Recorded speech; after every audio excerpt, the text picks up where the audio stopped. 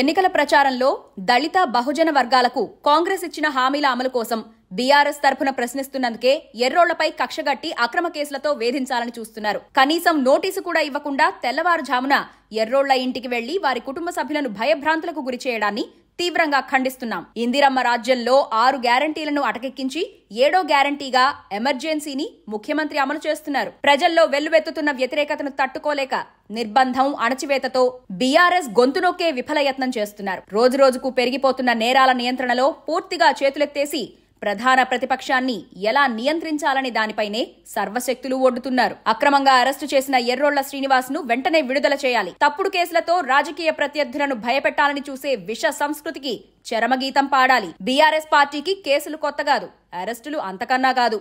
ఆత్మగౌరవ పోరాటాలతో సాధించుకున్న తెలంగాణలో ఇలాంటి బెదిరింపు చర్యలకు భయపడేవారు ఎవ్వరూ లేరు.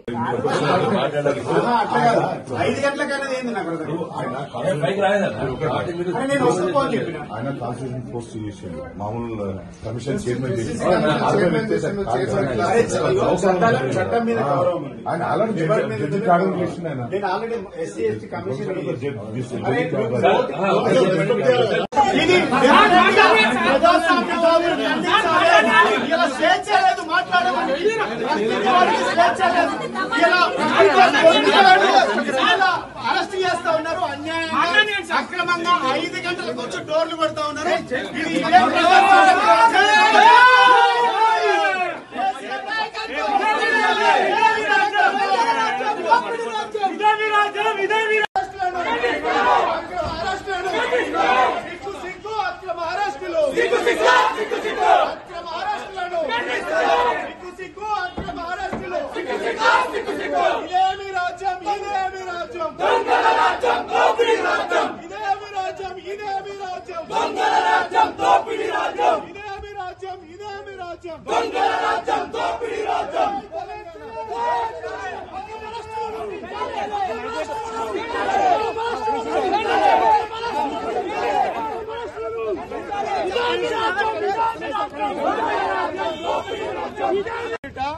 ఇలా అన్యాయంగా అక్రమంగా కేసులలో బనాయించి టీఆర్ఎస్ పార్టీ నాయకులను, కార్యకర్తలను ఇబ్బంది పెడతా ఉన్నారు. 4 గంటలకు 5 గంటలకు వచ్చి డోర్లు కొట్టి ఫ్యామిలీని ఇబ్బంది పెట్టడం చాలా దుర్మార్గమైన చర్య.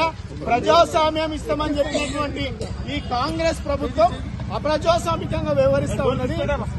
ఎస్సీ ఎస్టీ కమిషన్ చైర్మన్ చేసిన చట్టం అంటే ఏందో తెలుసు.